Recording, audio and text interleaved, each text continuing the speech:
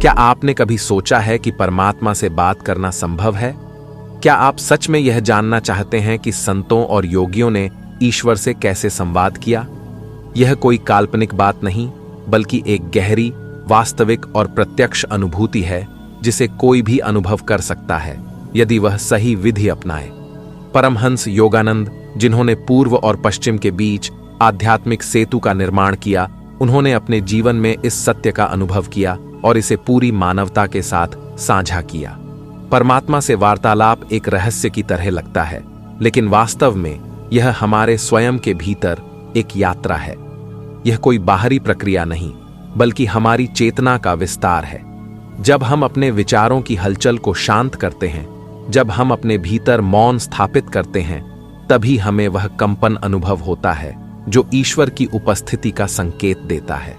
योगानंद जी कहते हैं कि ध्यान और प्रेम पूर्ण भक्ति से हम उस अवस्था तक पहुंच सकते हैं जहां परमात्मा केवल कोई अवधारणा नहीं रह जाते, बल्कि एक जीवंत अनुभव बन जाते हैं। प्रिय दर्शकों, आज हम एक गहन विषय पर चर्चा कर रहे हैं, परमात्मा से संवाद की प्राचीन विधि, जो परमहंस योगानंद की शिक्षाओं पर आधारित है।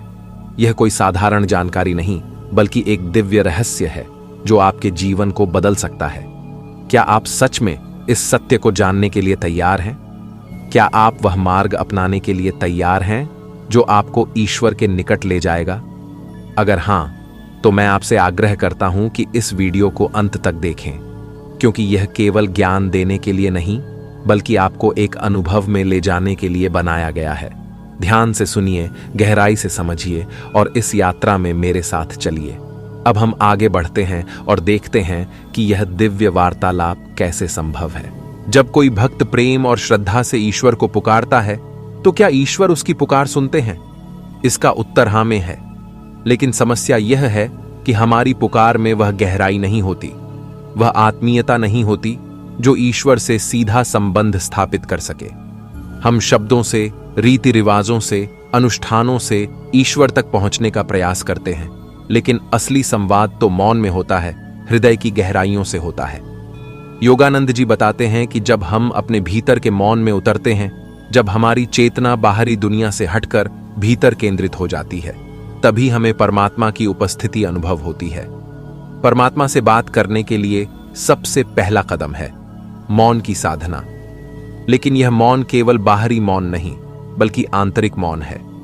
जब मन का कोलाहल समाप्त होता है, जब विचारों की लहरें शांत होती हैं, तब आत्मा के गहरे तल से एक कंपन उठता है जो सीधे परमात्मा से जुड़ता है। लेकिन यह कैसे किया जाए? क्या यह केवल महान संतों के लिए संभव है, या हम भी इस अनुभव तक पहुंच सकते हैं? यह प्रश्न जितना गहरा है, उतना ही इसका उत्तर भी सरल है। हां, हम सभी इस दिव्य संवाद तक पहुंच सकते हैं, क्योंकि ईश्वर हमसे उतनी ही निकटता से जुड़े हैं जितना कि हमारा अपना अस्तित्व। लेकिन इसके लिए हमें एक विशेष साधना अपनानी होगी, एक ऐसा तरीका जो हमारे भीतर की अशांति को समाप्त करे और हमें उस दिव्य तरंग से जोड़ दे जिस पर ईश्वर का संचार होता है। परमहंस योगानंद हमें बताते हैं कि ईश्वर से बात करने की सबसे पहली शर्त है अंतरतम की शुद्धि। हम जिन विचारों को रोज मन में स्थान देते हैं, वही हमारे अनुभवों का आधार बनते हैं। यदि हमारा मन सांसारिक इच्छाओं और विक्षेपों से भरा रहेगा, तो परमात्मा से संवाद असंभव हो जाएगा। ठीक वैसे ही जैसे एक अशांत जलाशय में हम अपनी परछाई तक स्पष्ट नहीं देख सकते। इसलिए पहला कदम है अपने मन को निर्मल करना, विचारों को नियंत्रित करना और अपने हृदय को ईश्वर की ओर केंद्रित करना। योगानंद जी कहते हैं कि हमें प्रतिदिन कुछ समय आत्मनिरीक्षण में बिताना चाहिए। सुबह उठते ही, जब संसार की हलचल अभी हमारे भीतर प्रवेश नहीं करती, वह समय सर्वश्रेष्ठ होता है।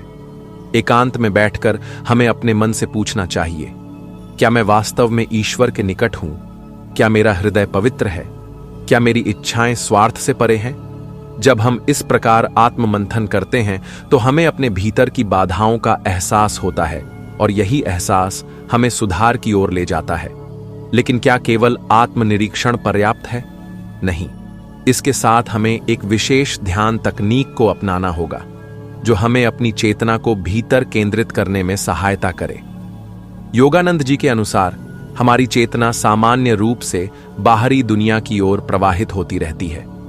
हमारी इंद्रियां हमें हर क्षण बाहरी वस्तुओं की ओर आकर्षित करती हैं। इस निरंतर प्रवाह को भीतर मोड़ना ही सबसे बड़ी साधना है। जब यह प्रवाह बाहर से हटकर भीतर जाता है तो हमारी आत्मा की मौलिक प्रकृति जागृत होती है। यही वह स्थिति है जहां हम परमात्मा से संवाद करना शुरू कर सकते हैं। लेकिन यह कैसे किया जाए? इस प्रक्रिया को शुरू करने के लिए हमें अपनी चेतना को एक विशेष बिंदु पर केंद्रित करना होता है, आध्यात्मिक नेत्र पर। यह भ्रूमध्य के ठीक मध्य में स्थित वह ऊर्जा केंद्र है जिसे कई परंपराओं में दिव्य चक्षु या तीसरी आंख कहा गया है। जब हम अपनी सारी मानसिक ऊर्जा को इस बिंदु पर केंद्रित करते हैं तो एक अलौकिक शांति का अनुभव होता है। यह कोई सामान्य शांति नहीं, बल्कि आत्मा की मौलिक शांति है। वह शांति जो हमें परमात्मा के निकट ले जाती है। जब हम अपनी चेतना को पूरी तरह से भ्रूमध्य पर केंद्रित कर लेते हैं तो हमारा मन स्वतः ही भीतर की ओर मुड़ने लगता है। बाहरी विचार क्षीण होने लगते हैं और हमारी आंतरिक दृष्टि स्पष्ट होती जाती है।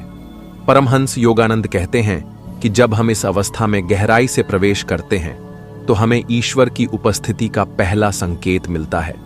एक दिव्य प्रकाश, एक गहन शांति या एक सूक्ष्म कंपन। यह वही क्षण होता है जब वास्तविक संवाद की शुरुआत होती है। लेकिन क्या यह अनुभव केवल ध्यान की गहराई में ही संभव है? क्या हम अपने दैनिक जीवन में भी परमात्मा से संवाद कर सकते हैं? हाँ, बिल्कुल। योगानंद जी समझाते हैं कि ध्यान केवल एक द्वार है जिससे हम ईश्वर की चेतना में प्रवेश करते हैं। लेकिन एक बार जब हम इस चेतना को पहचान लेते हैं तो हम इसे हर परिस्थिति में बनाए रख सकते हैं। यही वह अवस्था है जिसे ईश्वर के साथ निरंतर संपर्क कहा जाता है। यह केवल ध्यान तक सीमित नहीं रहती, बल्कि हमारे प्रत्येक विचार, प्रत्येक भावना और प्रत्येक कार्य में झलकने लगती है। परमात्मा से संवाद करने के लिए केवल ध्यान ही नहीं, बल्कि हमारी भावना भी उतनी ही महत्वपूर्ण होती है। यदि हम केवल यांत्रिक रूप से ध्यान करें, लेकिन हमारे भीतर प्रेम और भक्ति का प्रवाह न हो, तो वह ध्यान हमें गहराई तक नहीं ले जा सकता। योगानंद जी कहते हैं कि ईश्वर को पाने का सबसे सरल तरीका है उन्हें अपने प्रियतम की तरह पुकारना। जैसे कोई प्रेमी अपने प्रिय के लिए व्याकुल रहता है, वैसे ही यदि हमारा हृदय भी ईश्वर के लिए तड़प उठे तो वह तड़प ही हमें उनके सानिध्य में ले जाएगी। यह केवल किसी विशेष अवस्था में ही संभव नहीं, बल्कि हमारे जीवन के हर क्षण में हो सकता है। इसलिए अगला महत्वपूर्ण चरण है ईश्वर के साथ एक जीवंत संबंध स्थापित करना। यह संबंध केवल ध्यान तक सीमित नहीं होना चाहिए, बल्कि हमें अपने हृदय में लगातार ईश्वर की उपस्थिति का अनुभव करना चाहिए। परमहंस योगानंद इसे आंतरिक वार्तालाप कहते हैं, एक ऐसी स्थिति जहां हम परमात्मा से लगातार संवाद करते रहते हैं, चाहे हम किसी भी कार्य में व्यस्त क्यों न हो। जब यह संवाद जागृत हो जाता है तो हमारा संपूर्ण जीवन ही एक ध्यान बन जाता है। यही वह अवस्था है जहां बाहरी और आंतरिक संसार का भेद मिटने लगता है और हम निरंतर ईश्वर के संपर्क में बने रहते हैं। यह कोई असंभव लक्ष्य नहीं, बल्कि एक सहज प्रक्रिया है जिसे परमहंस योगानंद ने स्वयं अनुभव किया और सिखाया। जब हम अपने जीवन को ध्यानमय बना लेते हैं तो हमें ईश्वर से संवाद के लिए किसी विशेष समय या स्थान की आवश्यकता नहीं होती। हर पल, हर परिस्थिति में हम परमात्मा के सानिध्य का अनुभव करने लगते हैं। लेकिन यह निरंतरता कैसे बनी रहे? हम ध्यान करते हैं, कुछ समय तक ईश्वर की उपस्थिति का अनुभव भी होता है, लेकिन फिर संसार के विकर्षण हमें खींच लेते हैं। हमारी चेतना फिर से बाहरी चीजों में उलझ जाती है। इसका कारण यह है कि हमारा मन अभी पूरी तरह से प्रशिक्षित नहीं हुआ है। योगानंद जी बताते हैं कि जब तक हमारा मन संपूर्ण रूप से ईश्वर में स्थिर नहीं हो जाता, तब तक हमें निरंतर अभ्यास की आवश्यकता होती है। हमें बार बार अपने मन को परमात्मा की ओर मोड़ना होगा, बार बार ध्यान में गहराई तक उतरना होगा। इसके लिए उन्होंने एक प्रभावी साधना बताई, मानसिक जप और आत्मीय वार्तालाप। इसका अर्थ है कि जब भी हमारा मन भटकने लगे, जब भी हम संसार की ओर आकर्षित होने लगे, तब हमें तुरंत अपने भीतर ईश्वर का स्मरण करना चाहिए। हम मन ही मन उनका नाम जप सकते हैं, उनसे बात कर सकते हैं, अपनी भावनाएं व्यक्त कर सकते हैं। यह जप केवल यांत्रिक न हो बल्कि गहन प्रेम से भरा हो।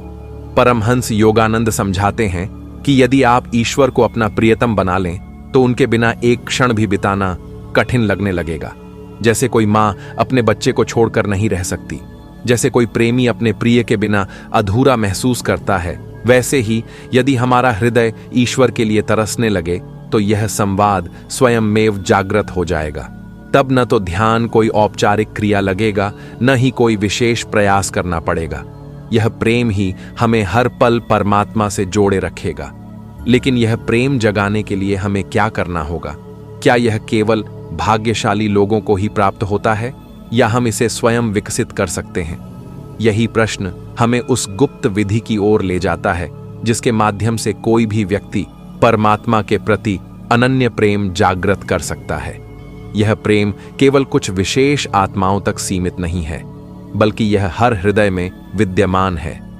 फर्क केवल इतना है कि कुछ लोगों ने इसे प्रकट कर लिया है, जबकि अन्य इसे ढूंढने की प्रक्रिया में हैं। परमहंस योगानंद कहते हैं कि ईश्वर के प्रति प्रेम कोई बाहरी वस्तु नहीं जिसे हमें कहीं और से प्राप्त करना पड़े। यह पहले से ही हमारे भीतर है, हमें केवल इसे पुनः जागृत करना है। लेकिन यह कैसे किया जाए? इसका सबसे सरल और प्रभावी उपाय है लगातार ईश्वर के बारे में सोचना, उनसे मन ही मन बातें करना और हर परिस्थिति में उन्हें अपने समीप अनुभव करना। जब हम किसी व्यक्ति से प्रेम करते हैं तो क्या हम उसके बारे में लगातार सोचते नहीं रहते? क्या हम हर अवसर पर उससे संवाद नहीं करना चाहते? यही नियम ईश्वर के प्रेम में भी लागू होता है। जब हम निरंतर ईश्वर के बारे में सोचने लगते हैं तो धीरे धीरे हमारी चेतना उनसे जुड़ने लगती है। योगानंद जी कहते हैं कि प्रेम जागृत करने का सबसे उत्तम साधन है भगवान को अपनी हर भावना का भागीदार बनाना। जब आप प्रसन्न हो तो ईश्वर से कहें, प्रभु देखो मैं कितना खुश हूं। जब आप दुखी हो तो कहें, भगवान मैं व्याकुल हूं लेकिन मैं जानता हूं कि आप मेरे साथ हैं। जब आप किसी कठिनाई में हो तो उनसे मार्गदर्शन मांगें, और जब आप किसी सफलता को प्राप्त करें तो उसे ईश्वर को अर्पित करें। यह सहज वार्तालाप धीरे धीरे गहरे प्रेम में बदल जाता है और फिर ईश्वर मात्र एक अवधारणा नहीं रहते, वे हमारे जीवन का अभिन्न अंग बन जाते हैं। इस प्रक्रिया में एक और महत्वपूर्ण चरण है भक्ति और आत्मसमर्पण। जब हम अपने अहंकार को छोड़ देते हैं और पूरी तरह ईश्वर के प्रति समर्पित हो जाते हैं तब वास्तविक प्रेम प्रकट होता है। यह प्रेम किसी शर्त पर आधारित नहीं होता, यह केवल देने का प्रेम होता है। जैसे एक मां अपने बच्चे से निस्वार्थ प्रेम करती है, वैसे ही जब हम ईश्वर को बिना किसी स्वार्थ के प्रेम करने लगते हैं तो यह प्रेम स्वयं ही ईश्वरीय संवाद का माध्यम बन जाता है। लेकिन क्या प्रेम और आत्मसमर्पण ही पर्याप्त हैं या हमें कुछ और भी करने की आवश्यकता है? यह प्रश्न हमें ध्यान की उस गुप्त विधि की ओर ले जाता है जो ईश्वर के साथ हमारे संबंध को और अधिक गहरा बना सकती है। प्रेम और आत्मसमर्पण हमें ईश्वर के निकट ले जाते हैं, लेकिन जब यह प्रेम ध्यान में स्थिर हो जाता है तब ईश्वर से वास्तविक संवाद संभव होता है। परमहंस योगानंद कहते हैं कि ध्यान केवल मानसिक शांति पाने का साधन नहीं, बल्कि यह वह दिव्य द्वार है जिससे होकर हम परमात्मा के साथ सीधा संपर्क स्थापित कर सकते हैं। लेकिन ध्यान में वह गहराई कैसे प्राप्त की जाए जहां ईश्वर स्वयं प्रकट हो? इसके लिए हमें अपने मन की चंचलता को समाप्त करना होगा। जब तक हमारा मन इधर उधर भटकता रहेगा तब तक हम परमात्मा की उपस्थिति को अनुभव नहीं कर सकते। योगानंद जी बताते हैं कि मन को नियंत्रित करने के लिए हमें एक विशिष्ट विधि अपनानी होगी। सांस पर नियंत्रण, प्राणायाम और ध्यान का अभ्यास। सांस और मन के बीच गहरा संबंध होता है। जब सांस अस्थिर होती है तो मन भी अशांत रहता है, लेकिन जब सांस को धीमा और नियंत्रित कर लिया जाता है तो मन स्वतः ही शांत हो जाता है। इसलिए उन्होंने क्रिया योग की विधि को विशेष रूप से सिखाया, जिसमें सांस पर नियंत्रण के माध्यम से मन को भीतर की ओर मोड़ा जाता है। जब सांस की गति धीमी होती है तो विचारों की गति भी धीमी होने लगती है, और जब विचार समाप्त होते हैं तब भीतर का मौन प्रकट होता है, वह मौन जहां ईश्वर स्वयं बोलते हैं। योगानंद जी ने कहा है कि ईश्वर से संवाद करने का सबसे प्रभावी तरीका यह है कि हम अपनी चेतना को भ्रूमध्य केंद्र पर केंद्रित करें और वहां पर ध्यानपूर्वक उनकी उपस्थिति को अनुभव करें। जब ध्यान गहराता है तो हमें प्रकाश, ध्वनि या दिव्य स्पंदन के रूप में उनकी अनुभूति होने लगती है। यही वह क्षण होता है जब संवाद का द्वार खुलता है। लेकिन यहां एक महत्वपूर्ण बात ध्यान देने योग्य है, यह प्रक्रिया तत्काल नहीं होती। यह निरंतर अभ्यास और धैर्य की मांग करती है। हमें यह समझना होगा कि जब हम किसी व्यक्ति से संवाद स्थापित करते हैं तो वह तुरंत हमें उत्तर देता है, लेकिन ईश्वर के साथ संवाद एक गहरी साधना है। इसमें हमें धैर्य रखना होगा, प्रेम और भक्ति के साथ अभ्यास करना होगा। जब हम निरंतर प्रयास करते हैं तो एक दिन ऐसा आता है जब ईश्वर स्वयं हमें उत्तर देते हैं। लेकिन यह उत्तर किस रूप में आता है? क्या ईश्वर किसी बाहरी आवाज में बोलते हैं या यह संवाद किसी और रूप में प्रकट होता है? यह प्रश्न हमें उस गूढ़ सत्य की ओर ले जाता है जहां ईश्वर के उत्तर प्रकट होते हैं, लेकिन वे हमेशा हमारी अपेक्षाओं के अनुसार नहीं होते। जब हम संसार में किसी व्यक्ति से बात करते हैं तो हमें स्पष्ट शब्दों में उत्तर मिलता है, लेकिन ईश्वर का संवाद इससे भिन्न होता है। वे शब्दों में नहीं बल्कि अनुभूति में उत्तर देते हैं। उनका उत्तर कभी एक आंतरिक प्रेरणा के रूप में आता है, कभी किसी संयोग के रूप में, कभी किसी विचार के रूप में और कभी कभी गहन शांति के रूप में। परमहंस योगानंद कहते हैं कि जब हम ध्यान में गहराई से उतरते हैं और अपनी चेतना को ईश्वर की ओर मोड़ते हैं तो वे हमें 3 प्रमुख रूपों में उत्तर देते हैं: दिव्य प्रकाश, आंतरिक ध्वनि और गहन आनंद। यह अनुभव किसी व्यक्ति विशेष के लिए सीमित नहीं बल्कि प्रत्येक साधक के लिए संभव है जो अपने मन को शुद्ध करता है और निरंतर अभ्यास करता है। पहला संकेत है दिव्य प्रकाश। जब हमारा ध्यान स्थिर होता है और हमारी चेतना ऊर्ध्वमुखी हो जाती है तो हमें भ्रूमध्य में एक चमकता हुआ प्रकाश दिखाई देता है। यह प्रकाश ईश्वर की उपस्थिति का प्रथम संकेत है। कुछ लोग इसे नीले, कुछ सुनहरे और कुछ बैंगनी रंग में देखते हैं। योगानंद जी बताते हैं कि यह प्रकाश आत्मा के उच्च स्तर की ओर जाने का द्वार है।